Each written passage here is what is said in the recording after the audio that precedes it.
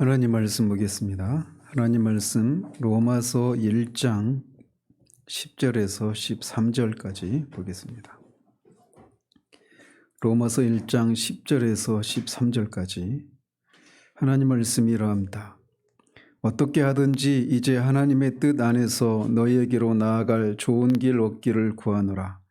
내가 너희 보기를 간절히 원하는 것은 어떤 신령한 은사를 너희에게 나누어 주어 너희를 견고하게 하려 함이니 이는 곧 내가 너희 가운데서 너희와 나의 믿음으로 말미암아 피차 안위함을 얻으려 함이라. 형제들아, 내가 여러 번 너희에게 가고자 한 것을 너희가 모르기를 원하지 아니하노니 이는 너희 중에서도 다른 이방인 중에서와 같이 열매를 맺게 하려 함이로되 지금까지 길이 막혔도다. 아멘.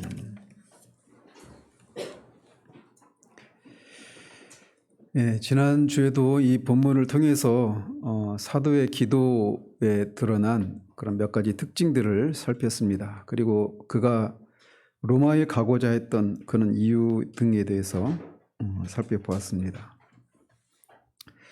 오늘 또 이 본문을 통해서 우리는 사도의 이 기도가 이렇게 기도를 통해서 하나님의 인도하심에 대해서 살펴보도록 합니다.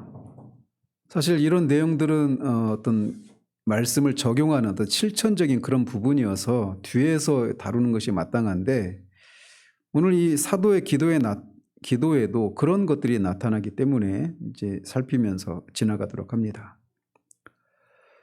여러분들은 사도 바울 하면 어떤 생각을 떠올립니까? 그에 대한 어떤 전기가 따로 없으니까 뭐 몇 마디로 그가 어떤 사람이다 이렇게 규정해서 말을 하기는 쉽지 않습니다. 그럼에도 불구하고 성경의 그의 행적에 대해서 이렇게 살펴보면 그가 예수 그리스도를 믿기 전이나 또 믿은 후에 그에게 나타나는 그의 기질, 그의 어떤 삶의 특징 이런 것들을 보면 대충 이런 모습을 연상할 수 있습니다. 즉 그는 매사에 매우 열정적이고 뭔가에 소위 어떤 것에 꽂히면 어떤 어려움이 있어도 그것을 반드시 해내고야만은 불굴의 의지를 가진 사람, 이런 인상을 우리가 강하게 갖게 됩니다. 이를테면 그가 회심하기 전에 어떤 사람인가에 대해서 갈라디아서에 보면 나타나는데 그는 갈라디아서에서 예수님을 만나기 전에 그는 기독교를 핍박했던 사람으로 자신을 소개하고 있습니다. 그는 기독교를 이단으로 판정을 했어요. 그래서 기독교를 핍박을 했는데 그 핍박에 처음 나타난 모습이 사도행전 8장에 스데반 집사를 돌로 쳐서 죽일 때 그 일이 옳다고 그렇게 인정했다. 그 돌로 치는 사람들의 옷을 이렇게 보관하면서 그 일이 옳다라고 생각을 하면서 기독교를 핍박하는 그의 모습이 처음으로 등장을 합니다. 그런데 그는 그것으로 만족하지 않고 이 예루살렘에 있는 기독교인들을 찾아내가지고 그들을 회유하기도 하고 또는 그들을 이게 당국자에 넘겨서 일종의 어떤 형벌을 가하는 그런 일을 합니다. 그런데 그는 그것으로도 만족하지 않고 더 나아가서 외국인 다메섹까지 가서 그리스도인들을 잡아오기 위해서 당국자들로부터 일종의 체포영장을 받아가지고 그들을 그렇게 갔던 사람입니다. 얼마나 이 기독교를 핍박하는 것, 기독교가 이단이기 때문에 기독교를 핍박하는 것이 옳은 일이라고 그는 생각했던 거죠. 근데 그 일을 하는데 얼마나 열심을 내고 있습니까? 그러다가 주님을 만나죠. 그 다메섹 도상에서. 그런데 이런 그의 성격은 그가 그리스도인이 된 후에도 고스란히 나타납니다. 이것은 한 사람이 그리스도인이 된다라고 할 때 그 사람이 그 사람의 기질이나 그 사람의 능력의 어떤 변화가 일어나는 것이 아니기 때문에 그렇습니다. 다만 그의 삶의 가치관이나 삶의 그런 방향이, 삶의 목적이 달라질 뿐이죠. 그래서 그는 예수님을 만난 후에도 그리스도인이 되기 전에 그 열성적이었던 그의 성격은 복음을 전하는 일에 고스란히 나타납니다. 고린도후서 6장이나 11장에 보면 그가 복음을 전하다가 엄청난 그런 핍박을 당하는 모습을 그가 기록하고 있습니다. 우리가 그가 겪었던 그 핍박 중에 하나만이라도 우리가 우리 삶 속에서 겪는다라면, 야, 예수 믿는 게 이런 거라면 난 더 이상 예수를 못 믿겠다, 이런 생각을 할 정도로 그가 겪었던 환난 하나하나는 정말 엄청난 그런 핍박, 그런 내용들이었습니다. 수십 가지가 넘어요. 그런데 그럼에도 불구하고 그는 복음을 전하는 일을 마치려 하면 자신의 생명을 돌아보지 않는다라고 말하면서 그 환난 가운데서도 끝까지 복음을 전하는 일들을 합니다. 그리고 마침내 그 복음을 전하는 이유 때문에 참수를 당하고 죽는단 말이죠. 그런 모습은 그가 얼마나 불굴의 의지를 가진 사람인가 라고 하는 것을 고스란히 보여주고 있는 것이라고 할 수 있어요. 근데 거기서 더 나아가서 그는 맹목적인 열심만 가진 사람이 아니라 우리가 서론에서 살펴봤던 것처럼 그런 매우 지성적인 사람이었습니다.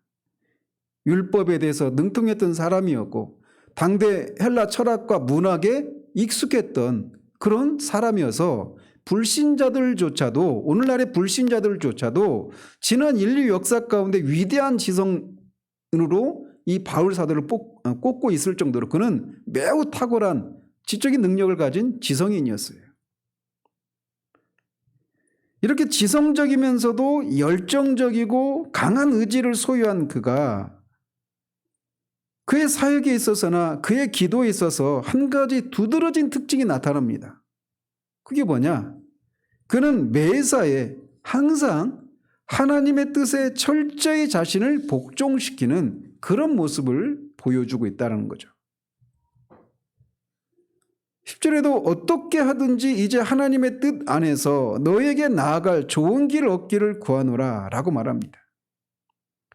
여기서 묘사되고 있는 하나님의 뜻 안에서 라고 하는 이것이 사도가 회심한 이후에 그의 사역이나 기도에 있어서 보여주고 있는 특징적인 모습이라고 할 수 있습니다. 위대한 지성의 소유자이면서도 불굴의 의지와 열정을 가진 사람이 자신이 옳다고 생각하는 대로 자신의 뜻을 이루기 위해서 열심을 내거나 고집을 부리는 것이 일반적인 모습 아닙니까? 그런데 그런 사도가 그런 삶을 살지 않고 철저히 자기를 부인하고 하나님의 뜻에 철저히 복종시키는 이런 모습을 보이겠다라는 거예요. 이것은 하나님의 은혜가 그 안에 역사했기 때문이다라고 하는 말 이외에는 설명할 길이 없습니다. 제가 오늘 집중하고자 하는 부분이 바로 이 부분입니다. 사도가 기도에 있어서 어떻게 하나님의 뜻에 순종하며 인도함을 받았는가 라고 하는 이 내용을 살펴보고자 하는 겁니다. 오늘 본문에서 볼 수 있는 것처럼 사도는 로마에 가기를 간절히 원했습니다. 그리고 그것을 위해서 또 간절히 기도하고 있었습니다. 그는 그 문제에 있어서 하나님께 조용히 순종하고 있는 모습을 보여주고 있어요. 하나님의 뜻에 순종하는 것, 이것은 매우 중요하고 실제적인 그런 교리입니다. 특별히 우리가 우리 일생을 살아가면서 수도 없이 많은 경우에 이 문제에 있어서 하나님의 뜻이 무엇인가를 묻는 그런 일들을 수없이 만나지 않습니까? 크고 작은 문제들 속에서. 만약에 우리가 어떤 크고 작은 일을 결정할 때 이 일에 대해서 하나님의 뜻이 무엇인가에 대해서 우리가 고민하는 것이 없이 그냥 행하고 있다라면 그게 오히려 문제죠. 우리가 정말 그리스도인이라면 하나님의 뜻이 무엇인가를 묻고 그 하나님의 인도하심을 받아서 어떤 것을 선택하고 결정해서 우리의 삶을 펼쳐나가야 한단 말이에요. 그런데 그 과정에서 하나님의 뜻이 무엇인가를 우리가 어떻게 확인하는가에 대해서 잘 몰라서 방황을 하는 경우들이 종종 있다라는 거죠. 그런데 오늘 이 사도가 이 오늘 본문에서 로마에 방문하기를 원했던 그 사도가 취한 그 모습 속에서 우리는 이런 교리를 발견할 수 있다는 겁니다. 사도는 10절에서 처음으로 그가 로마에 방문하기를 원한다라고 하는 것을 알리고 있습니다. 그것도 어떻게 하든지, 즉 다른 말로 말하면 무슨 수를 써서라도 그들에게 나아갈 좋은 길 얻기를 구한다라고 말해서 그가 로마에 가기를 얼마나 간절히 원하고 있는가를 보여주고 있어요. 가면 좋고 안 가도 뭐 어쩔 수 없고 이런 태도가 아니라 가기를 간절히 원했던 겁니다. 그래서 어떻게 하더라도 무슨 수를 써서라도 가기를 원한다라고 말하면서 그것을 위해서 기도하고 있다라고 말하고 있습니다. 또 11절에서도 내가 너희 보기를 간절히 원하는 것은 이렇게 말하고 있어서 방금 말한 이 내용을 뒷받침하고 있죠. 또 13절에도 보면 형제들아 내가 여러 번 너희에게 가고자 한 것을 너희가 모르기를 원하지 않는다라고 말하면서 그가 어떻게든지 로마에 가기 위해서 여러 번 시도를 했던 것을 볼 수가 있습니다. 그리고 뒤에 15장 23절에 보면 여러 해 전부터 너에게 가기를 원했다 이렇게 말을 하고 있습니다. 그래서 이게 사도 바울이 로마에 가기를 원했던 것이 그냥 단발적으로 이 편지를 쓰면서 그냥 했던 그런 립서비스 차원의 그런 얘기도 아니었고 한두 번 시도했다가 말았던 것도 아니라 여러 해 동안 그렇게 시도했는데 아직 못 가고 있다라고 말을 하고 있는 거예요. 여러분은 이 사실에 대해서 어떤 위로를 발견하십니까? 우리는 일반적으로 사도 바울 같은 사람은 그의 삶 속에서 어떤 어려움도 없고 오랫동안 응답이 없는 기도, 이것은 사도 같은 사람에게는 모르는 일이다, 해당되지 않는 일이다 이렇게 생각하기가 쉽습니다. 그렇지 않습니까? 사도는 성령으로 충만했던 사람이었고 늘 성령의 그런 인도하심을 받았던 사람이었고 어떤 위기에 처할 때마다 주님이 직접 나타나셔서 두려워하지 말라라고 용기를 불러일으켜줬던 하나님과 그런 친밀한 교제를 나눴던 생생한 교제를 나눴던 사람이기 때문에 그런 사도가 오랫동안 기도했는데도 그 기도가 응답이 되지 않고 있다. 이 얘기를 쉽게 생각하지 못한단 말이에요. 그런데 그가 말하고 있는 것처럼 사도는 여러 해 동안이나 로마에 가려고 이렇게 저렇게 방법을 찾고 하나님께 간절히 그 문을 열어주시기를 위해서 기도해 왔는데도 이 편지를 쓰고 있는 당시까지 로마에 가지 못하고 있었습니다.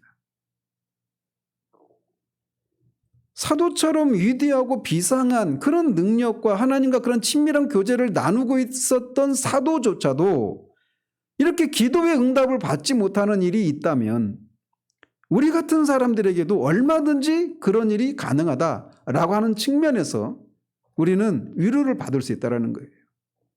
정죄감이 아니라 말이죠.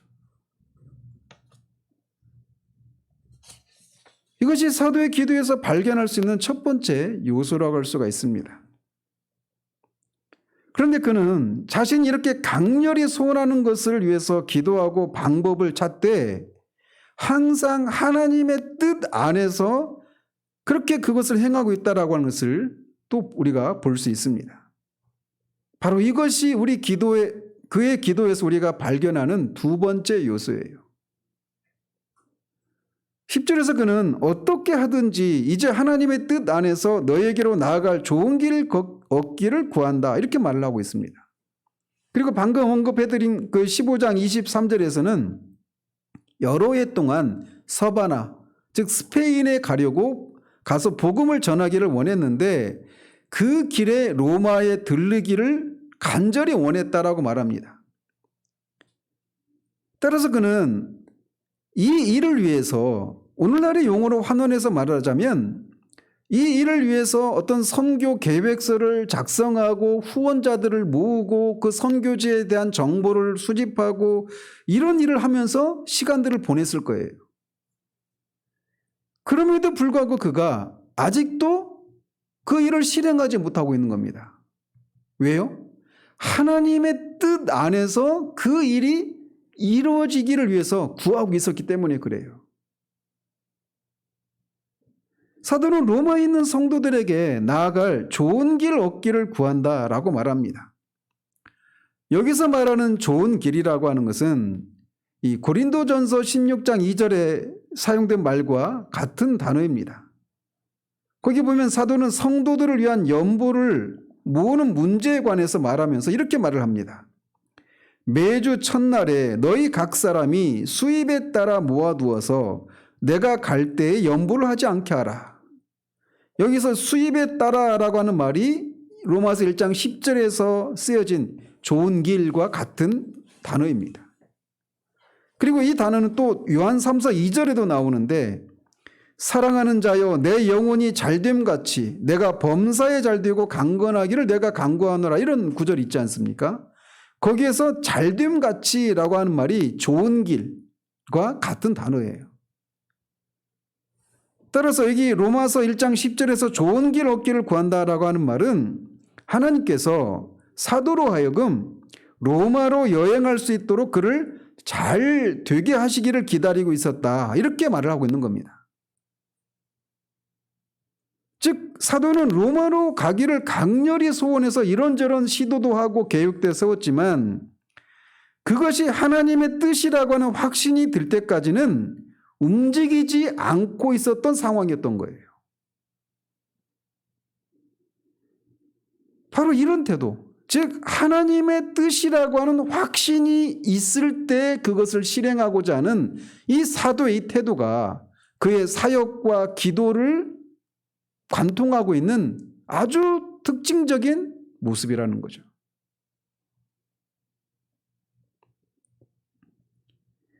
즉 사도는 로마에 가고자 하는 이 문제에서 뿐만 아니라 매사에 자신이 하고자 하는 일에 대해서 아무리 강한 소망이 있어도 그런 당위성이 있어도 그것이 그렇게 하는 것이 하나님의 뜻이라고 하는 확증이 들기 전에는 움직이지 않았던 사람이었다는 거예요.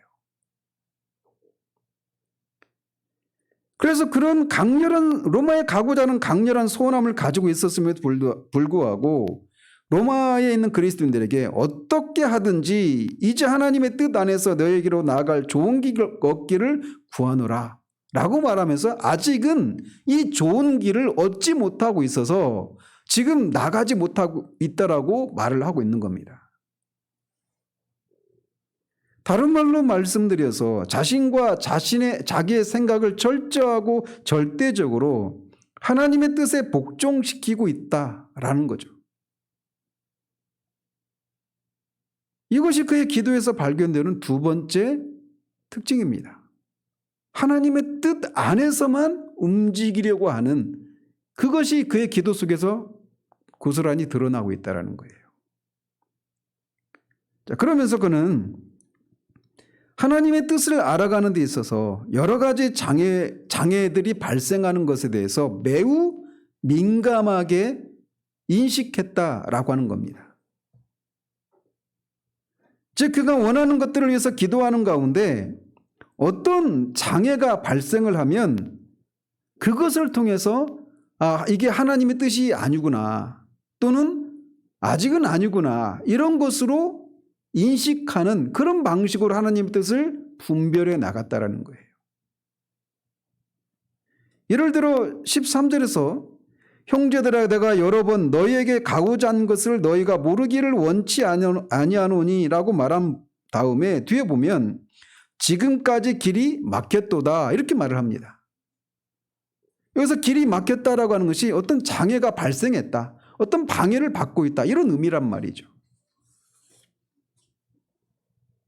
이것은 하나님께서 우리를 인도하실 때 종종 이렇게 여러 가지 장애물을 사용하신다라고 하는 것을 우리에게 알려주고 있는 겁니다. 그래서 우리가 하나님의 뜻을 분별할 때 이게 하나님의 뜻인지 아닌지를 분별할 때 이런 것들에 주의를 해야 된다라고 하는 것을 우리가 기억해야 돼요. 실제로 사도의 경우를 가지고 하나님께서 어떤 장애들을 사용하셔서 하나님의 뜻인지 아닌지를 알게 하셨는가를 구체적인 사례를 가지고 살펴보도록 합니다. 앞에서도 언급해 드린 것처럼 15장, 뒤에 15장 22절, 23절을 보면 이렇게 되어 있어요. 그러므로 또한 내가 너희에게 가려 하던 것이 여러 번 막혔더니 이제는 이 지방에 일할 곳이 없고 또 여러 해 전부터 언제든지 서바나로 갈 때에 너희에게 가기를 바라고 있었다. 그러면서 이렇게 말을 하는데 그 구절에 보면 너희에게 가려고 하던 것이 여러 번 막혔다 이렇게 말을 하고 있어요. 근데 그 문맥 속에서 그가 말하는 그 장애물은 어떤 것입니까? 그러니까 사도는 본질적으로 자신이 무엇을 위해서 부르심을 받았는지를 이렇게 확신하고 있어요. 제가 읽어드리지 않았지만 앞에 이 15장 22절 23절 여기에서 말하고 있는 것 그 앞에 18절에 보면 이렇게 되어 있습니다.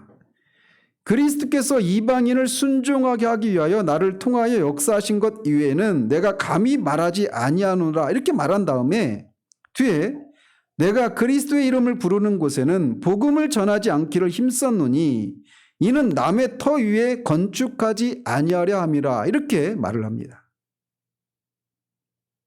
즉 사도는 복음을 전하기 위해서 부르심을 받았는데 그 복음을 한 번도 복음을 들어보지 못한 지역에 가서 복음을 전하는 그런 사역을 그런 부르심을 받았다라고 말을 하고 있는 거예요. 그래서 이미 복음이 들어간 곳에는 그가 들어가지 않는 이런 원칙을 가지고 있었던 겁니다. 그런 얘기를 한 다음에 22절에서 말을 내가 너희에게 가려 하던 것이 여러 번 막혔더니 이렇게 말하고 있는 거예요. 그 말은 어떤 걸 의미하느냐면 그가 지금까지는 복음을 듣지 못한 지역에 아직도 있다라는 겁니다. 그가 아직도 복음을 듣지 못하는 그 지역에 지금 머무르고 있어서 그 지역에서 아직은 복음을 전해야 되는 그런 상황이었기 때문에 너희에게 지금 나가지 못하고 있다 이렇게 말을 하고 있는 거예요. 그러니까 이 경우에는 하나님이 로마에 가고자 하는 사도에게 아직은 이게 내 뜻이 아니다라고 하는 것을 어떤 것을 통해서 알려주시는 거예요? 사도 바울이 그 지역, 지금 이 편지를 쓰고 있는 지역에 머물고 있었잖아요. 그 지역에서 아직 할 일이 있다라는 겁니다. 그래서 하나님 복음을 전하는 그 일, 지금 네가 하고 있어야 되는 그 일이 이 경우에는 사도에게 있어서 그 일이 어떤 장애물의 역할을 하고 있었던 거예요.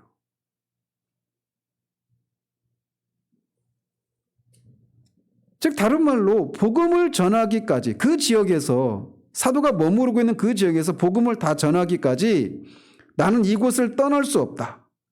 그 일을 다 해놓고 나서야 너희에게 갈 수 있다. 이렇게 말을 하고 있는 거예요. 그런데 15장 23절에 보면 이제는 이 지방에 일할 곳이 없고 라고 말하고 있는 거예요. 그러니까 지금까지는 일할 곳이 많아서 아직은 너희들에게 갈 수가 없었다라는 겁니다. 그런데 이제 상황이 어떻게 바뀌었어요? 일할 곳이 없게 되었다. 그래서 이제는 새로운 지역인 너희들에게 나아갈 길을 열어주신 것이 아닌가 이렇게 생각하고 있었다는 겁니다. 이것을 통해서 제가 말씀드리고 싶은 건 하나님께서는 종종 이렇게 우리가 지금 당장 해야 할 일이라고 하는 장애물을 통해서 우리가 무엇인가를 강력하게 하고 싶은 일이 아직은 하나님의 뜻이 아니라고 하는 것을 알게 해주시기도 한다는 거예요. 이를테면 지금 내가 학업 중에 있어요. 공부하고 있는 중인데 강렬히 어떤 해외로 선교사로 간다든지 제가 예를 들기 쉬우니까 이런 얘기를 드는 겁니다.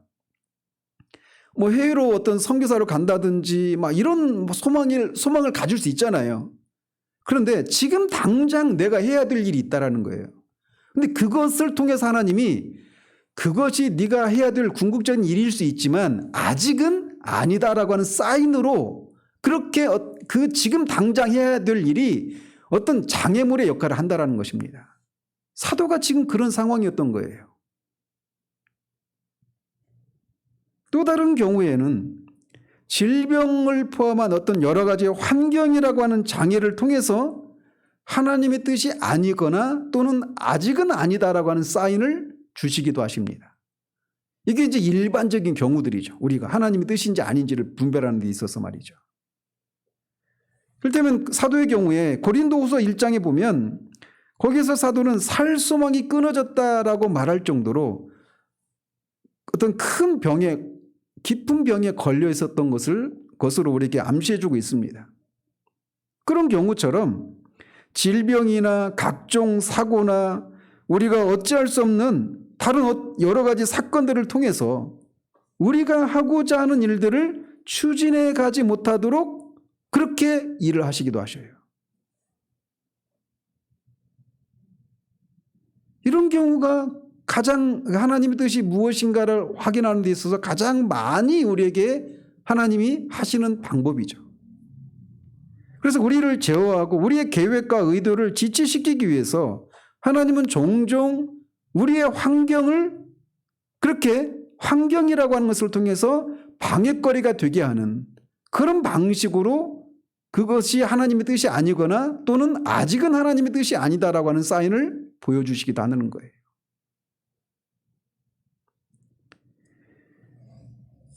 그럴 때는 어떻게 해야 되겠습니까? 멈춰서야 합니다. 이어서 어떤 경우에는 사탄이 우리가 하고자 하는 것을 방해하고 길을 막아서기도 합니다. 사도의 경우에 데살로니가전서 2장에 보면 사도가 데살로니가 교회가 어떻게 세워진지는 아시죠? 그러니까 사도가 3주 동안 거기에 있으면서 데살로니가 사람들에게 복음을 전했습니다. 그리고 나서 교회가 세워졌어요. 3주 동안 전하고. 그리고 나서 유대인들의 핍박 때문에 사도가 고린도로 또 아테네로 피해서 도망왔단 말이에요. 그러니까 3주 만에 세워진 교회니 얼마나 사도 입장에서는 불안하겠습니까? 사도로부터 3주 만에 그런 가르침을 받고 세워진 교회가 얼마나 견고할 수 있겠어요. 그래서 염려가 있었던 겁니다. 그래서 그들에게 가고자 하는 마음이 있었던 거예요. 그래서 그랬는데 2장 18절에 보면 그러므로 나 바울은 한 번, 두 번 너희에게 가고자 하였으나 사탄이 우리를 막았도다 이렇게 말을 합니다. 이 문맥에서 사탄이 어떻게 길을 막았는지는 분명하지 않아요. 그렇지만 때로는 사탄이 이런 방해를 통해서 우리가 하려는 일을 막기도 하신다는 거죠. 그런데 물론 이 사탄도 결국은 하나님의 통제 아래에 있기 때문에 사탄의 방해라고 하는 이 장애물을 통해서 하나님의 뜻이 아직은 또는 아니다라고 하는 것을 보여주시기도 한다는 거예요. 근데 지금까지 제가 언급한 것에 대해서 여러분들이 이미 익숙하게 알고 있는 내용들이 대부분일 것입니다. 그런데 제가 이제 살펴보려고 하는 것은 이게 하나님의 뜻인지 아닌지를 분별하는 데 있어서 굉장히 사활적인 것임에도 불구하고 우리가 잘 모르는 그런 내용들이에요. 이것도 사도의 사례를 가지고 우리가 살펴볼 수 있는데 사도 바울은 사도행전 16장에 보면 16장 6절 7절에서 이렇게 말을 합니다. 성령이 아시아에서 말씀을 전하지 못하게 하시거늘 그들이 부르기아와 갈라디아 땅으로 다녀가 무시아 앞에 이르러 비두니아로 가고자 애쓰되 예수의 영이 허락하지 아니하시는지라. 우리는 이 본문에서 매우 중요한 교리를 얻게 됩니다. 사도가 사도행전 16장 6절 7절에서 말하고 있는 첫 번째 요점은 뭐냐면 누가 아시아에서 말씀을 전하지 못하겠다라고 말을 합니까? 성령이라고 말하고 있어요. 사탄이나 사탄의 하수인들이 아니라 성령께서 아시아에서 복음을 전하지 못하게 하셨다라고 말하고 있어요. 여러분들이 그냥 쓱 지나갈 수도 있는 요소인데 이 굉장히 중요한 내용입니다. 즉 이 말은 사도가 아시아에서 복음을 전할 계획을 세웠다라는 겁니까? 아니라는 겁니까? 계획을 세우고 있었어요. 그걸 추진하려고 했던 겁니다. 자, 다시 한번, 복음을 전하는 것이 잘못된 겁니까? 아니죠. 사도는 복음을 전하기 위해서 부르심을 받은 사람이란 말이에요. 그래서 아시아에서 복음을 전하려고 애를 쓴 것, 그 자체는 지극히 성경적이고 그의 소명에 부합하는 그런 일이었단 말이죠. 그런데 성령께서 그것을 못하게 하셨다라고 말을 하고 있어요. 그러니까 그가 또 뭘 했냐면 이번에는 부르기아와 갈라디아 땅으로 다녀가 무시 앞에 이르러 비두니아로 가고자 했었다라고 말합니다. 여기서 에스드웨라고 이렇게 번역한 말은 시험해 보았다, 테스트해 보았다 이런 의미입니다. 아시아에 가서 복음을 전하려고 하는데 성령께서 그것을 못하게 하시니까 이번에는 비두니아로 가려고 시험을 해본 겁니다. 비두니아로 가는 것은 성령께서 허락하시는가 이걸 시험해 봤다라는 거예요. 그런데 이번에도 사탄이나 사탄의 하수인이 아니라 예수의 영, 즉 성령께서 그것을 허락하지 않았다라고 말씀하십니다. 말씀드린 것처럼 사도가 전하려고 하는 것은 복음이었고 복음을 전하는 것은 사도의 부르심에 부합하는 그런 일이었단 말이에요. 지극히 성경적인 일이었습니다. 그런데 그것을 성령께서 막고 계신 거예요. 그래서 이 본문을 가지고 토저 목사님이 성경적이냐 성령적이냐라고 하는 제목으로 설교를 하신 적이 있어요. 즉 어떤 일이 성경적임에도 불구하고 때로는 그 일이 성령께서 허락하시는 일이 아닐 수도 있다는 겁니다. 그 일 자체가 성경적이 아니어서가 아니라 지극히 성경적인 일임에도 불구하고 지금 그 상황에서 하나님이 요구하시는 일이 아닐 수 있다는 거예요. 그래서 그런 의미로 성경적이냐 성령적이냐 이런 얘기를 하는 겁니다. 토저 목사님이 그런 짧은 제목을 통해서 어떤 사안의 본질을 이렇게 통찰력 있게 제시하는데 아주 정말 탁월하신 분이거든요. 그래서 어떻게 해야 된다라는 거예요? 그게 성경적인 일이라 하더라도 성령께서 그 순간 그 상황에서 우리에게 원하지 않는 일이 있을 수 있다는 겁니다. 사도의 사례가 아주 대표적인 상황이죠. 그럴 때는 어떻게 해야 돼요? 역시 멈춰야 하는 겁니다. 자, 문제는 사도가 그렇다면 아시아나 비두니아에서 복음을 전하려고 하는 것을 성령께서 막으셨다, 허락하지 않으셨다 이렇게 말을 하는데 그것을 사도는 어떻게 알았을까라는 겁니다. 성령께서 사도에게 아니야, 지금은 아니야 이렇게 들리는 방식으로 말씀을 해주셨을까? 우리는 그런 걸 기대하잖아요. 기도하면서도 하나님의 뜻을 구하면서 하나님 이 상황 가운데서 제게 원하시는 하나님의 뜻이 무엇입니까? 구할 때 많은 경우에 우리가 기대하는 게 내가 확실히 알아들을 수 있는 방식으로 뭐 말씀을 해주시든지 어떤 방식으로든지 우리에게 그렇게 말씀해 주실 것을 우리가 기대하잖아요.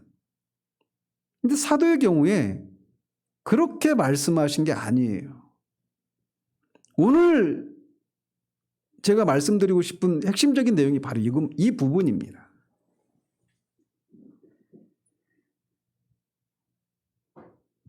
앞에서 언급했던 장애들에 대해서는 우리가 말씀드린 것처럼 그렇게 낯설지 않아요. 환경이 막아서서 이게 하나님의 뜻이 아닌가 보다 이렇게 우리가 아는 것은 그렇게 낯설지가 않습니다.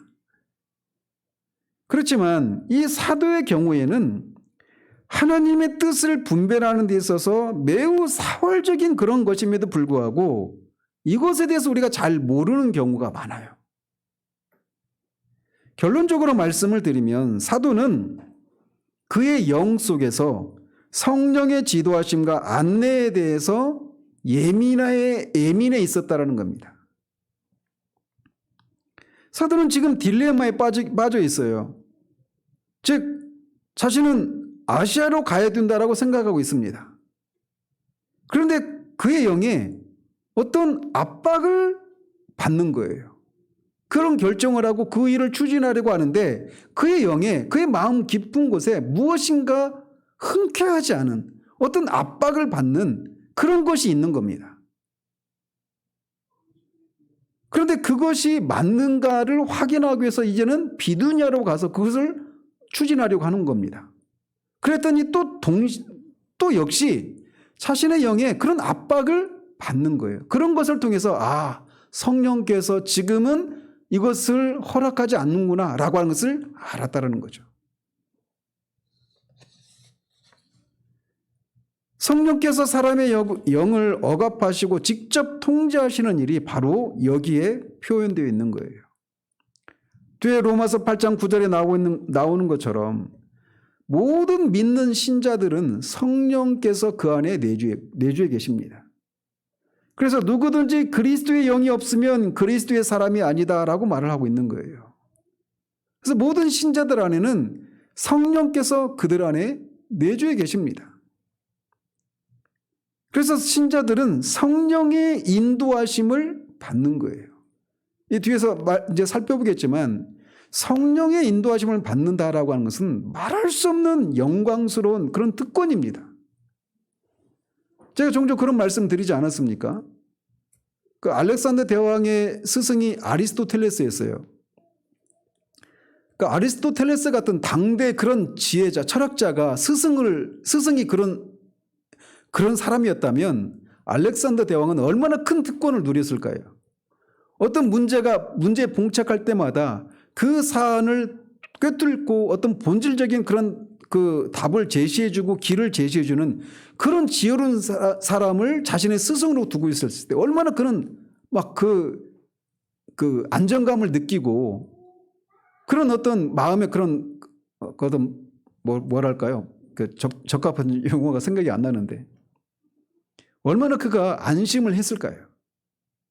여러분이 제갈공명 같은 사람이 여러분의 책사여서 여러분이 인생을 살아가면서 이런저런 어떤 어려움을 만나고 이 문제는 어떻게 해야 되는지 도무지 어떤 해결책이 잘 보이지 않는 상황 가운데서 그런 사람이 옆에서 이렇게 해라 저렇게 해라 이렇게 지시해 준다면 우리 인생이 얼마나 수월할까요? 그런데 신자들 안에는 무려 전능하신 하나님의 영이신 성령께서 계시단 말이에요. 비교할 수가 없는 겁니다.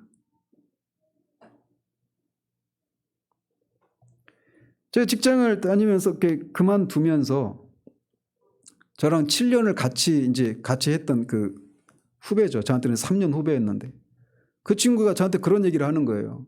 제가 과장으로 퇴사를 했는데 과장님 자기도 예수를 믿겠다라는 거예요.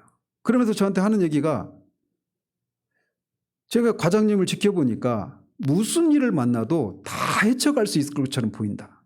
그런 얘기를 하더라고요. 그러면서 예수를 믿겠대요. 저는 그게 하나님이 제 직장 생활 10년에 대한 하나님의 그런 상급이라고 저는 생각을 했어요. 그런 힘이 어디서 나올까요? 성령께서 우리 안에 계시다라는 겁니다. 그리스도인의 삶은 어떤 꽃길을 걸어가는 게 아니잖아요. 인간이 된다라고 하는 것은 투쟁가가 되는 것이다라고 하는 말처럼 그리스도인의 삶은 결코 순탄치 않습니다. 싸움이 있어요. 그런데도 우리가 그 삶을 헤쳐나갈 수 있는 것은 우리 안에 성령이 계시다라는 거예요. 그리고 그 성령께서 우리를 인도하신다라는 겁니다. 그런데 문제는 성령의 인도하심에 대해서 우리가 잘 모른다라는 사실이에요.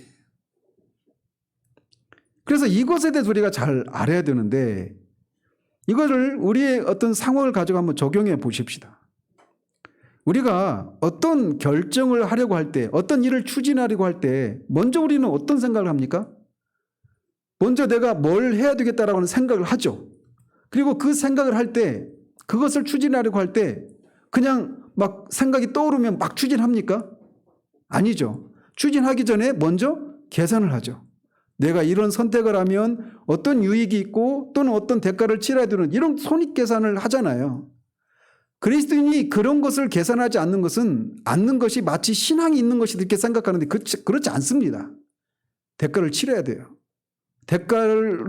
어떤 대가를 치르는지를 비용을 먼저 계산해야 됩니다. 우리 주님이 직접 말씀하셨잖아요. 군대가 쳐들어올 때 내가 가진 군대로 저 적군을 물리칠 수 있는지 먼저 계산하라고 하시잖아요. 그래서 내가 이길 수 있으면 맞받아서 치는 거고 이길 수 없으면 먼저 화친해야죠. 예수를 믿는 것에는 어떤 대가를 치르는지를 우리가 계산을 하고 그 비용에 대해서 우리가 계산을 해야 하는 것은 정당한 것입니다. 그래서 우리가 어떤 일을 추진하려고 할 때도 이런 것을 계산을 해야 되는 거예요. 계산하지 않고 앞뒤 가리지 않고 이게 하나님이 나한테 주신 소망이니까 진격 앞으로, 이게 아니에요. 신앙은 어둠 속을 향해서 뛰어드는 것이 아닙니다. 분명한 근거가 있는 거예요. 그래서 어떤 일을 추진하기 전에 뭔가를 계산하는 것은 합법적인 일입니다. 그리고 그것을 취해야 되는 것이 정상적인 신앙이에요. 그래서 그 과정에서 하나님께서 우리에게 주신 이성과 상식과 이해를 사용해야 합니다. 여러 가지 자료들을 참고해야 하기도 하고 또는 우리보다 경험이 있는 사람들의 조언을 듣기도 해야 됩니다. 이 모든 것들을 하는 것은 지극히 합법적인 거예요. 어쨌든 우리는 이런 과정을 통해서 우리가 하고자 하는 일을 결정을 합니다. 그리고 나서 우리는 뭘 해야 됩니까? 우리가 하려고 하는 일에 대해서 하나님께서 문을 열어주실 것을 기도하는 일을 해야 됩니다. 만약에 하나님께서 우리가 결정한 일을 기뻐하신다면 그 일을 진행할 수 있는 환경을 열어주실 것입니다. 그런데 만약에 그 일이 지극히 합법적인 일이고 성경적인 일임에도 불구하고 그 문을 열어주시지 않는다면 우리가 억지로 그 문을 열어서는 안 돼요. 그런데 문제는 여기에요. 즉 환경이 열렸습니다. 그러면 이게 이제 하나님이 환경을 열어주셨으니까 이게 하나님이 기뻐하시는 것이구나 라고 하면서 곧장 그 일을 추진해서는 안 된다는 거예요. 바로 이 지점입니다. 사도가 처한 상황이 바로 그 경우였어요. 그럼 뭐가 더 필요한가? 그게 바로 우리 영 안에서 증거하시는 성령의 증거라는 거예요. 로이드 존스는 모든 것 가운데서 가장 중요하고 사월적인 것이 바로 우리 영 안에서 증거하는 이 성령의 증거라고 말을 합니다. 즉 우리가 무엇인가를 하려고 합리적인 방식으로 결정을 하고 심지어 그것에 필요한 환경도 열렸을 수 있습니다. 그런데도 여전히 우리 마음 깊은 곳에서 무언가 불안하고 불확실한 느낌이 드는 경우가 종종 있어요. 그럴 때 우리는 움직이지 말고 행동하지 않아야 하는 겁니다. 사도가 사도행전 16장에서 아시아와 비두니아로 가서 복음을 전하려고 했을 때 성령께서 허락하지 않으셨다 이렇게 말하지 않았습니까? 바로 그 순간에 사도가 그 영 안에서 느꼈던 것이 바로 이런 거였다는 거예요. 아시아나 비두니아에 복음이 들어가지 않은 지역이 그곳은 복음이 들어가지 않았던 지역이었기 때문에 복음을 전해야 하는 당위성이 있습니다. 그렇죠? 그리고 그가 보기에 그곳이 복음을 전할 수 있는 환경이 조성된 것으로 보였습니다. 그래서 길이 열렸어요. 그런데 그 일을 추진하려고 하는데 그의 영 깊은 곳에서 성령이 주시는 압박을 느끼고 있는 겁니다. 그것을 통해서 아닌가 봐 라고 하면서 추진하지 않는 거예요. 지금 사도행전 16장에서 말하고 있는 상황이 그 상황이라는 말입니다. 내적인 확신, 이게 성령께서 우리에게 주시는 최종적인 신호입니다. 성령의 인도하심은 이렇게 우리 영에, 우리 마음속 깊은 곳에 내적인 확신이 주어지는 방식으로 우리에게 오는 거예요. 사도는 뒤에 이제 이것에 대해서 뒤에 14장 23절에서 의심하고 먹는 자는 정죄 되었나니 이는 믿음을 따라 하지 아니하였기 때문이라. 믿음을 따라 하지 아니하는 것은 다 죄니라. 이렇게 말을 했는데 바로 그것이 이거예요. 의심을 하는 겁니다. 이거 먹어야 되는데 뭔가 깨름칙한 거예요. 영적으로. 마음속에 깊은 곳에서. 그래서 믿음으로 행하지 않고 의심을 하는 가운데서 먹으면 그게 죄다. 이렇게 말을 하고 있는 거예요. 만약 우리 안에 이런 의심이 있다라면 멈춰야 한다라는 겁니다. 그 멈추는 것이 뭐 결혼을 하려고 하는데 이 마음에 이런 뭔가 내가 여기서 멈춰야 된다라고 하는 사인이 있을 때는 멈춰야 되는 거예요. 크고 작은 모든 일에 있어서 하나님의 뜻을 알고 그것을 추진해 나가려고 할 때 가장 중요한 게 바로 이거예요. 상황이 우리가 원하는 대로 진행되어 간다고 하더라도 우리 마음 깊은 곳에 이런 내적인 확신이 없다면 멈춰야 하는 겁니다. 그렇다면 이런 상황에서 멈춰야 될 때 그런 상황에서 어떻게 해야 되는가?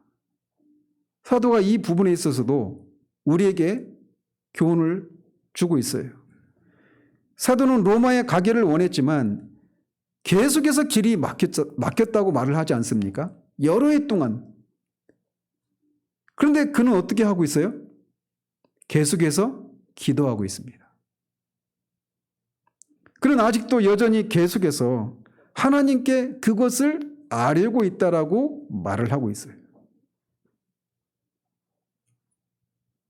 이게 우리에게 또 용기를 북돋아주는 내용이기도 합니다. 그는 로마에 가기를 원했지만 계속해서 길이 막혔어요. 그런데 오늘 본문에 보면 내가 그의 아들의 복음 안에서 내 심령으로 섬기는 하나님이 나의 증인이 되시거니와 항상 내 기도에 쉬지 않고 너희를 말하며 어떻게 하든지 이제 하나님의 뜻 안에서 너희에게로 나아갈 좋은 길 얻기를 구하노라. 그러니까 여러 해 동안 이미 막혔어요. 그런데도 아직도 이것을 놓고 하나님 앞에 기도하고 있다는 겁니다. 즉 방해를 받았다고 해서 절망하고 포기하는 것이 아니었다라는 거예요. 그렇다서 그가 이것을 추진하려고 하는데 상황이 열리지 않으니까 하나님을 향해서 투정을 부리고 원망하고 이러고 있지 않아요. 이것이 우리가 그에게서 배워야 할 내용인 겁니다. 우리는 뭐 자녀들의 회심을 위해서도 그렇고 남편이나 아내나 뭐 이런 문제뿐만 아니라 크고 작은 어떤 문제를 가지고 오랫동안 기도해 왔지만 기도가 응답이 되지 않는 그런 경우들이 있지 않습니까? 상황은 전혀 열리지 않고 어떤 때는 상황이 열린 것 같아서 이제 하나님이 내 기도에 응답하시는가 보다 했는데 또 안 열리고 이런 것들을 반복하면서 점점 우리 마음이 지쳐가고 그 기도를 포기해버리는 경우들이 있지 않습니까? 근데 사도는 그 상황인데 거기서 포기하지 않고 계속해서 하나님 앞에 기도하고 있는 거예요. 그리고 그것이 속히 응답되지 않는 것 때문에 하나님 앞에 투정을 부리고 막 하나님 앞에 항변하고 이러고 있지도 않습니다. 이것을 우리가 봐야 한다는 거예요.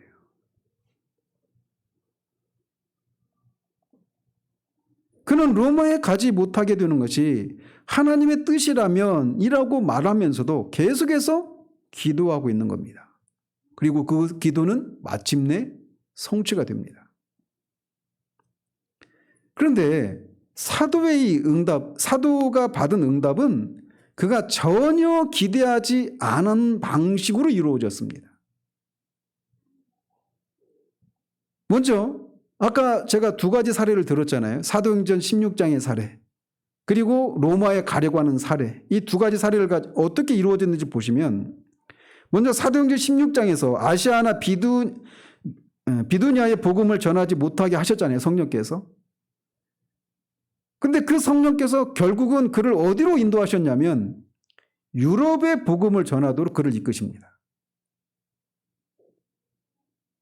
하나님께서는 다른 곳에서 여러 가지 장애물들을 만나게 하신 것이 바로 그 일을 이루기 위해서였던 거예요. 그러니까 사도가 이런 아시아에 가려고 하는데 어떤 그 영의 그 마음 깊은 곳에 어떤 불안함이나 뭔가 흔쾌하지 않은 어떤 압박 이런 것들이 있는 겁니다. 그래서 멈춰요. 그래서 다시 다른 비두냐로 가는데 또 거기도 멈춥니다. 근데 그가 복음을 전하는 것을 포기한 것이 아니라 그가 할 수 있는 데까지 가는 겁니다. 그래서 이 시간에 다 말씀드릴 수는 없는데 그가 드로아라고 하는 지역에 들어갑니다. 아주 굉장히 그 지역을 이울 때 성역 그 시험 준비할 때 그런 식으로 막 외웠어요. 드로아에 갔더니 마게도냐 사람이 드로아 했다 하면서 이제 이 드로아라고 하는 지역에 당도했습니다. 그 드로아는 이 해변가예요. 근데 사도 바울이 거기까지 간 겁니다. 근데 바다가 앞에 막고 있으니까 더 이상 갈 데가 없는 거예요. 끝까지 간 겁니다. 근데 그날 밤에 환상 중에 마케도니아 사람이 자신들에게 들어오라고 그런 환상을 봅니다. 그리고 나서 거기로 들어가서 세운 교회가 빌립보 교회예요. 그래서 복음이 아시아 쪽이 아니라 이 유럽으로 들어가게 된 계기가 바로 여기 있는 겁니다. 하나님이 왜 하나님의 성령께서 사도 바울이 아시아나 비두니아로 가기를 허락하지 않으셨습니까? 바로 이것 때문이었던 거예요. 하나님의 계획은 사도가 복음이 유럽에 먼저 전해지는 것이 하나님의 뜻이었기 때문에 이런저런 장애나 또는 그 신령 가운데 깊은 곳에 그런 압박을 통해서 그것을 막으셨던 겁니다. 즉 어떤 장애물들이 우리를 제지하시는 것이 될 수도 있어요. 그런데 그 장애물이 우리를 인도하시는 하나님의 방식일 수 있다는 겁니다. 그래서 하나님께서는 어떤 문들은 닫고 다른 문들은 열어놓으셔요. 그래서 때로 문들이 닫혀지는 것이 매우 중요한 경우들이 있다는 거죠. 왜냐? 그 장애를 통해서 그 문을 닫는 것 어떤 장애를 통해서 우리를 다른 길로 인도하시는 것이 될 수 있다는 겁니다.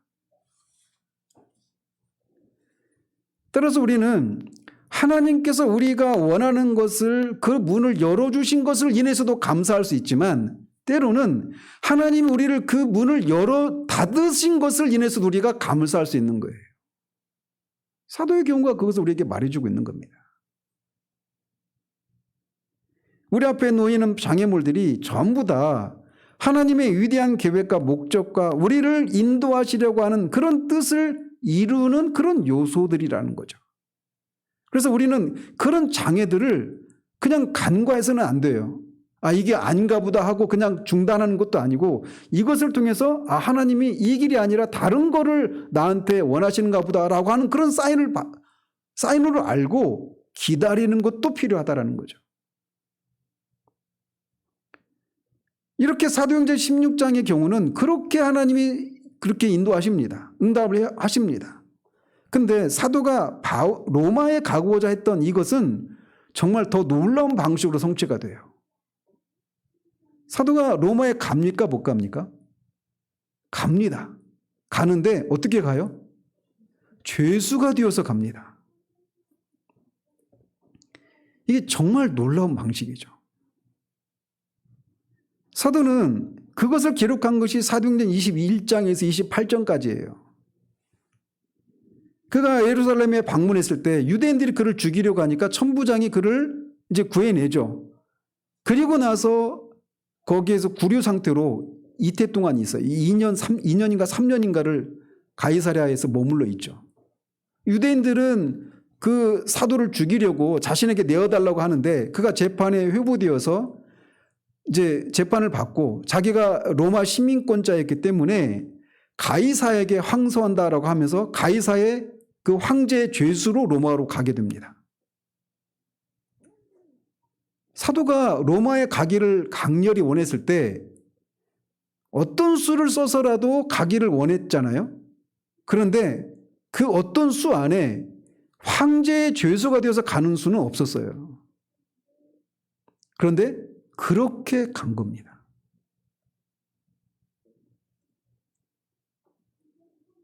유대인들의 그런 어떤 그 적대감과 이런 것을 사용하셔서 하나님이 이런 방식으로 로마에 그가 가게 하신 거예요. 자기 자신이 세운 계획이나 그 어떤 생각 속에서 생각을 따라서 로마에 가게 된 것이 아니란 말이죠. 몇 년 동안이나 로마에 가기를 기도했습니다. 그런데 이렇게 로마에 갔는데 그게 하나님의 뜻입니까? 아닙니까? 하나님의 뜻이에요, 로마에 가는 게. 그런데 그가 생각했던 방식으로의 성취가 아니었던 거죠.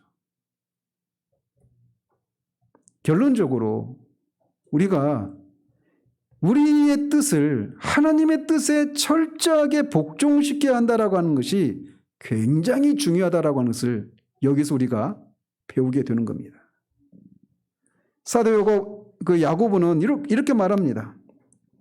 오늘이나 내일이나 우리가 어떤 도시에 가서 거기서 1년을 머물며 장사하여 이익을 보리라. 이렇게 말해서는 안 된다라는 거예요. 우리의 계획을 따라서 무엇인가를 계획하고 뭔가를 결정하고 이런 삶의 방식이 우리가 취할 삶의 방식이 아니라 오히려 주의 뜻이면 우리가 살기도 하고 이것이나 저것을 하리라. 이런 삶의 태도가 요구된다는 겁니다. 주님의 뜻이라면. 우리의 때, 또 그것이 이루어지는 방법, 이 모든 것이 하나님 아버지의 뜻에 달려있다라고 하는 그 인식을 가지고 살아야 한다는 거예요. 그래서 우리가 무엇인가를 하나님을 위해서 무엇인가를 하기를 원하는 강렬한 소망을 갖는 것, 그 자체가 나쁜 게 아닙니다. 사도가 복음을 전하려고 하는 그런 강렬한 소망을 가진 것, 로마에 가려고 하는 강렬한 소망을 가진 그 자체가 나쁜 게 아니에요. 그런데 언제나 매사에 하나님의 뜻에 철저하고 완전하게 우리를 복종시키는 것이 옳다라는 겁니다. 그래서 그리스도인의 삶이라고 하는 것은 매우 르디온스 목사님의 표현대로 로맨스로, 낭만으로 가득 찬 삶이요, 영광스러운 놀램과 영광스러운 금지와 영광스러운 제약과 영광스러운 장애로 가득 찬 삶이다, 이렇게 말을 합니다.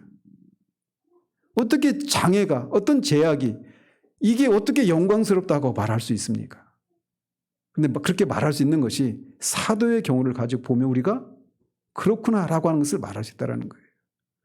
왜 예수를 믿었는데 되는 것도 하나도 없고 왜 계속 환경은 닫히고 문이 막히고 길을 열어주시지 않을까, 이렇게 생각하는 사람들이 정말 많잖아요. 그런데 그런 장애들을 사용하셔서 하나님이 이 길이 아니라 계속 하나님이 원하시는 길로 우리를 인도해 가시는 것이라는 거예요. 그런데 그것을 끝까지 못 보고 내 뜻이, 하나님의 뜻에 자신의 뜻을 복종시키는 것이 아니라 내 뜻대로 되지 않으니까 포기해버린단 말이죠. 그런데 하나님의 뜻이면 이라고 하는, 뜻이라면 이라고 하는 이런 마음의 태도를 가지고 사도처럼 원망이나 투정이 없이 하나님 앞에 그 때를 기다리며 묵묵히 기다릴 때 하나님은 이런 놀라운 일들을 하신다라는 거예요.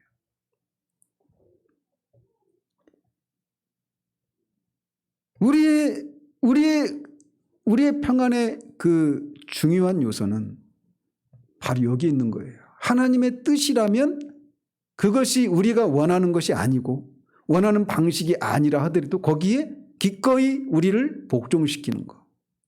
그 태도가 우리의 삶을 그렇게 인도해 가신다는 거죠. 시간이 오늘 조금 늦어져서 좀 갈등인데 한 가지만 말씀을 드리자면, 제가 임직식 때 우리 교회가 세워지는 그런 과정에 대해서 잠시 언급하지 않았습니까? 이것과 관련해서 제가 말씀을 드리고자 하는 거예요. 교회를 개척을 하려고 마음을 품고 이제 저희 집에서 강 권사님, 원 권사님 이렇게 성역 공부를 했습니다. 한 달 정도 했나요? 몇 차례 이렇게 했어요. 교회를 같이 이제 개척하려고 하는 마음을 갖고 있었죠. 사도가 로마에 가려고 하는 것처럼 말이에요. 그런데 시간이 지났는데 옹호사님이 마음의 부담을 느끼시는 거예요. 교회를 개척하려고 하는데. 그러니까 권사님의 마음 깊은 곳에 뭔가 이렇게 어떤 그 흔쾌하지 않은 마음이 있었던 거죠. 근데 그 이유 중에 하나가 뭐냐면 그때 선교했던 교회가 굉장히 어려움을 겪고 있었던 상황입니다. 그 교회를 위해서 기도할 사람이, 권사님이 나오시면 기도할 사람이 없어 보이는 상황이었어요. 제가 볼 때도 그랬어요. 그러니 그런 마음의 부담을 가지고 교회를 떠나와서 개척한다. 이게 이제 압박이 있었던 거죠. 그죠? 근데 그 무렵에 어떤 일이 있었냐면 그 교회 장로님한테서 저한테 전화가 왔는데 그 무슨 헌신 예배에서 설교를 해달라고 전화가 왔어요. 저는 그때 이제 교회를 떠난 상황이었고요. 근데 부탁을 받고 전화를 끝나자마자 10분도 안 돼서 거기 가서 해야 될 설교가 그냥 쫙 제 안에 이렇게 딱 짜지는 겁니다. 근데 제 안에서 갈등이 시작되는 거예요. 제가 이 설교를 하면 권사님 그 교회에 머물러 있어야 돼요. 근데 그 설교를 하나님이 저는 그 말씀을 전하라고 주셨다라고 하는 압박이 있는데, 생각이 있는데 그걸 전하면 저는 권사님과 교회를 갖지 못하는 상황이 된 거예요. 갈등이 있었죠. 근데 그때 그 교회 상황은 어떤 상황이었냐면 이제 연말이 가까운 시기였는데 내년도에 교사, 뭐 성가대 이런 사람들 뽑잖아요. 근데 그때 3분의 1도 안 모였어요. 교회가 사람들이 다 교회를 떠날 생각을 하고 목사님을 막 몰아내려고 하는 그런 상황이었거든요. 그러니까 사람들이 교회에 어려움을 가지니까 교사들이 다 내년에 안 한다고 하면서 3분의 1도, 김은영 집사님도 그때 그거 계셨죠. 그런 상황이었던 거예요. 그러니까 그런 상황을 보시면서 권사님이 기도해야 되는 상황인데 내가 떠나면 어떻게 되나 이런 마음이 있었던 거죠. 근데 제가 가서 그 말씀을 전하면 권사님은 거기 계셔야 되는 거예요, 교회. 그런 상황에서 말씀을 전한 겁니다, 가서. 근데 하나님 은혜를 주셔서 그 말씀에 교인들의 많은 분들이 은혜를 받으셨어요. 그래서 교회 교사들이 다 충원됐습니다. 다 채워졌어요. 그래서 한 분이 그때 그 설교를 통해서 가장 혜택을 받은 분이 그 담임 목사님이었다. 이렇게 얘기를 할 정도로. 교회 입장에서 보면 큰 위기를 넘겼죠. 그리고 이제 말씀을 전하고 저는 집에 왔는데 하나님 앞에서 너무 마음이 아픈 거예요. 그러니까 저에게 있어서 그 순간에 권사님은 아브라함에게 있어서 이삭과 같은 그런 분이었던 거죠. 그거를 내려놓는 작업이었어요, 저는. 그래서 하나님 앞에 하나님 너무 아픕니다. 권사님 없이 이제 교회를 시작하려고 생각하니까 너무 막막하기도 하고. 근데 어쨌든 저는 그게 하나님의 뜻이라고 생각해서 그렇게 순종했던 거죠. 근데 하나님은 어떻게 하셨게요? 권사님 여기 계시잖아요. 저는 그런 염려가 있었어요. 이 설교를 하면 권사님은 교회에 이제 계속 기도하시는 분으로 남으셔야 된다.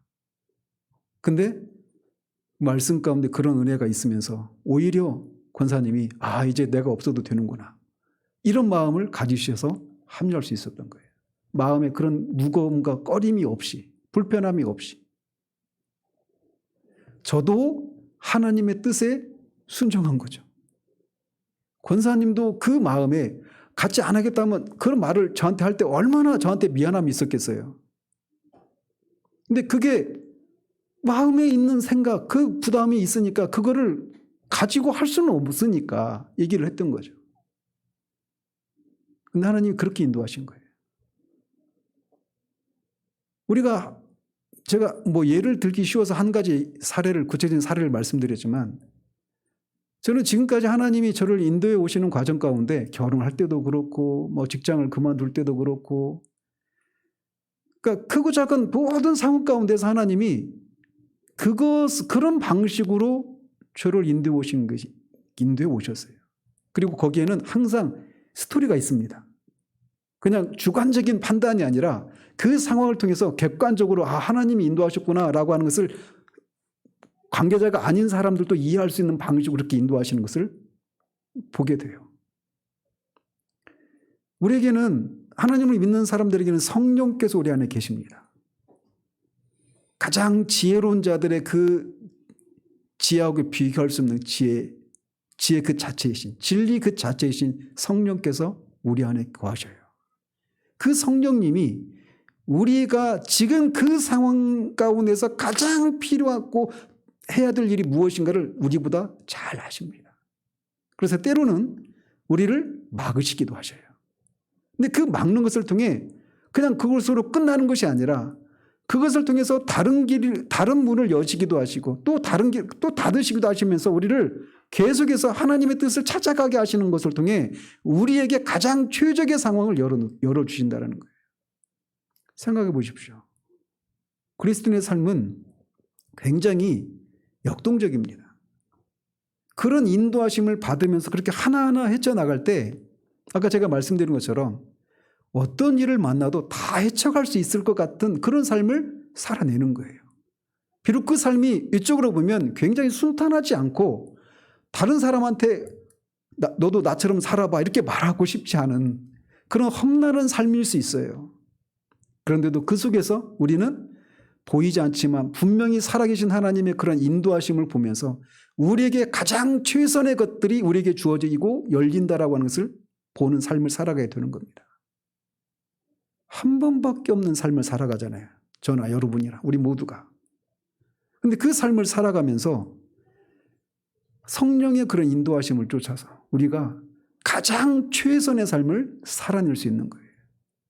우리 가장 최선의 사람을 만나게 하시기도 하시고 우리 가장 최적의 그런 직장을 얻게도 하시고 우리가 가장 최적의 교회를 만나기도 하시고 우리에게 가장 최적의 그런 어떤 일들, 사건들을 어떤 일들을 선택할 수 있도록 그렇게 하시는 과정들을 그렇게 우리에게 인도하여 가시는 거예요. 사도가 이 기도를 통해서 로마에 가기를 원했지만 그것이 이런저런 어떤 과정을 통해서 결국은 성취되는 이 내용을 통해서 우리는 이 중요한 진리를 우리가 캐치해낼 수 있어야 됩니다. 성령께서 우리를 인도해 가실 때 그렇게 우리의 영 깊은 곳에서 그 무엇인가를 모든 것이 환경이 다 열렸음에도 불구하고 뭔가 흔쾌하지 않은 그런 압박을 느끼게 하시고 그것을 통해서 아직은 하나님의 뜻이 아닌가 보다라고 하면서 알게 하시고 거기에 순종했을 때 예기치 않은 방식으로 우리를 선한 길로 인도하시는 이런 낭만적이고 역동적인 삶을 살아낼 수 있는 사람이 바로 우리들입니다. 그 성령의 인도하심에 민감한 우리들 되기를 우리 주님 이름으로 축원드립니다. 기도하겠습니다. 하나님 아버지, 사도 바울이 로마에 가기를 간절히 여러 해 동안이나 간절히 원하고 이런저런 시도들을 해왔지만 그 길이 계속 막히고 여의치 않은 상황 가운데서 그가 그것을 인해서 낙심하고 그것을 포기하고 기도해봤자 아무 소용이 없구나 라고 하면서 포기하는 것이 아니라 그리고 그런 것이 지연되는 것을 인해 하나님 앞에 투정하고 원망하는 것이 아니라 하나님의 뜻에 순종하면서도 여전히 하나님 앞에 그렇게 기도할 때 그가 기대하지 않았던 방식으로 결국은 하나님이 그를 인도하시는 이 모습을 우리가 살펴보았습니다. 우리도 이 땅의 삶을 살아가면서 수없이 많은 선택과 결정을 해야 되는 상황들에 직면하게 됩니다. 그럴 때마다 우리는 어떤 것이 하나님의 뜻인지를 잘 몰라서 방황하고 많은 실수도 범하는 것을 봅니다. 그럴 때마다 우리 안에 계신 성령께서 우리를 어떻게 인도하시는지에 대해서 민감한 그런 우리들 될 수 있도록 도우시옵소서. 사도의 중심에 있었던 하나님의 뜻에 전적으로 순종하고자 하는 그 마음을 가지고 그렇게 성령의 뜻을 분별해 나가는 과정을 통해 결국은 선한 길로 인도하시는 그 삶을 그가 살아냈던 것처럼 우리도 한 번밖에 주어지지 않은 이 삶 가운데서 성령의 인도하심을 쫓아서 가장 최선의 삶을 살아낼 수 있는 그런 우리 모두 될 수 있도록 주님 우리를 인도해 주시기를 소원합니다. 예수 그리스도 이름으로 기도합니다. 아멘.